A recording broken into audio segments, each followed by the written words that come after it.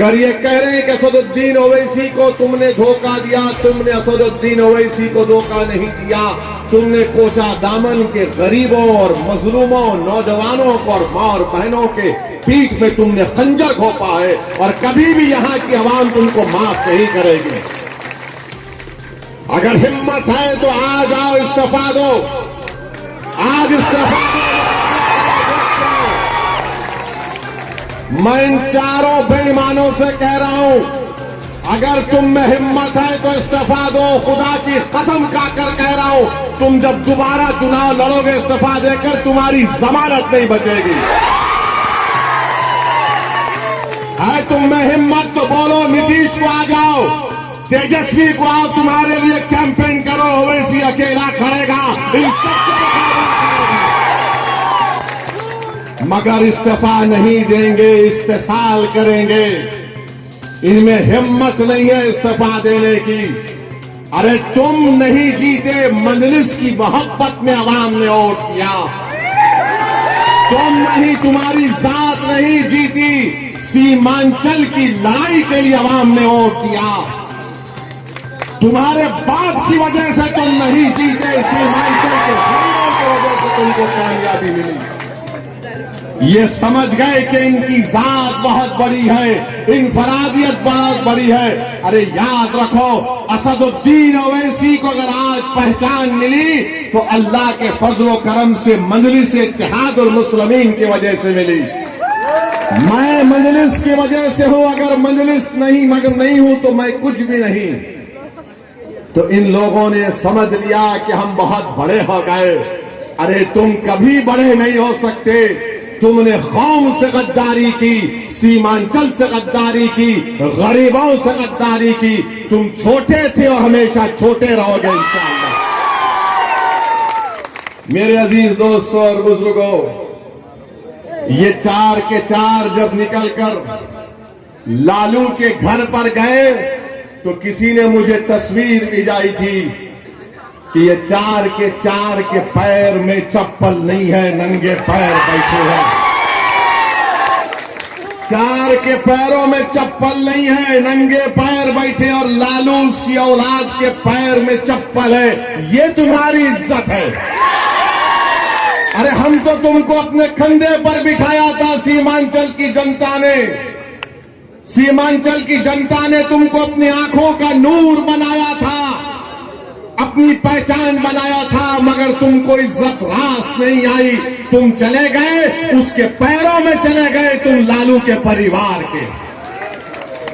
यहां पर महागठबंधन ने सीमांचल में जनसभा की तो इसी कोचा दामन के मौसूफ ने आखिरी सफ में उनको बिठा दिए और फोटो डाल रहे कि मैं बैठा हूं। अरे बेशर्मो, कभी तो अपनी इज्जत का तो ख्याल कर लेते। तुमको अल्लाह इज्जत दे रहा था, तुमको इज्जत रास नहीं आई। मगर मेरे अजीज दोस्तों और बुजुर्गों, सीमांचल किसने कहना शुरू किया? क्या राजद ने कहा सीमांचल? क्या लालू ने कहा सीमांचल? क्या नीतीश ने कहा सीमांचल? क्या मोदी ने कहा सीमांचल? सीमांचल अगर किसी ने कहा तो मजलिस इत्तेहादुल मुस्लिमीन ने कहा। आज हम सीमांचल कह रहे हैं तो सबको मजबूरी की हालत में बोलना पड़ रहा है सीमांचल, सीमांचल, सीमांचल। मैं आपसे वादा पहले भी किया था और आज भी कर रहा हूं, अगर सारी दुनिया मेरी खिलाफ हो जाए तब भी अकेला असदुद्दीन ओवैसी खड़े होकर सीमांचल की लड़ाई लड़ेगा। मैं दुनिया के खिलाफ जाने को तैयार हूं। और जो लोग धोखा दिए सीमांचल की आवाम को सुन लो, अल्लाह सुब्हाना व तआला तुमको जलील और रुस्वा करेगा। अरे 2025 आएगा, तुम मुंह नहीं खोल सकते तुम्हारे सियासी आकाओं के सामने। तुम आंख में आंख नहीं मिला सकते तेजस्वी यादव से, और नीतीश को तो तुम देख ही नहीं सकते। आज बताइए इनकी क्या अहमियत है।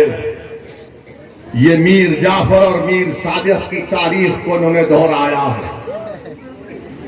जिसने टीपू सुल्तान को, सिराजुद्दौला को धोखा दिया, ये इन्हीं लोगों के जानशीन है। मैं इनको मुबारकबाद देता हूं कि तुमने मीर जाफर और मीर सादिक की उस गद्दारी को तुमने जनता के सामने याद दिला दिया।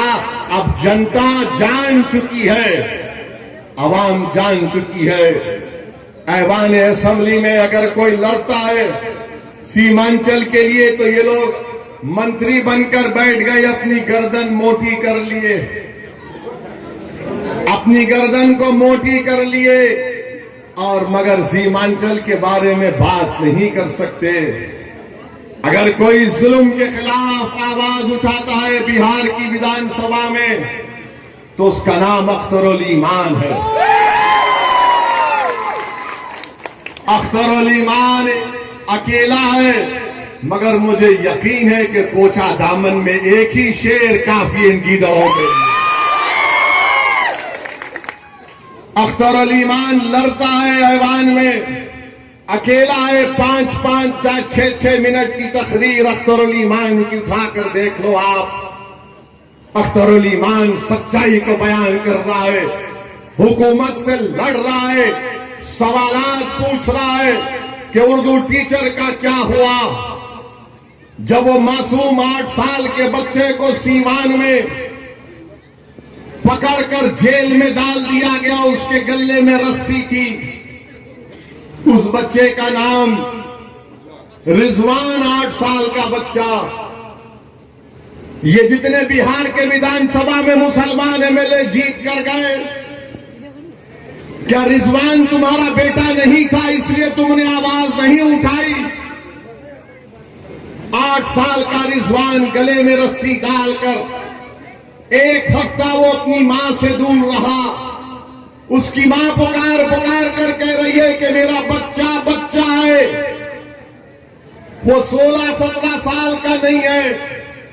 मगर बिहार में क्या बीजेपी की सरकार थी या गठबंधन की सरकार थी जो गुंगी बनकर बैठी हुई थी? रिजवान की मां पुलिस स्टेशन के आगे 8 दिन तक अपने लखते जिगर के लिए तड़पती रही कि मेरा बेटा अंदर है, मैं कैसे बाहर जिंदा रह सकती हूं। ये इंसाफ महागठबंधन का। 8 दिन तक एक मां अपने 8 साल के बच्चे की को तड़पती रही। किसने रिजवान के खिलाफ आवाज उठाई?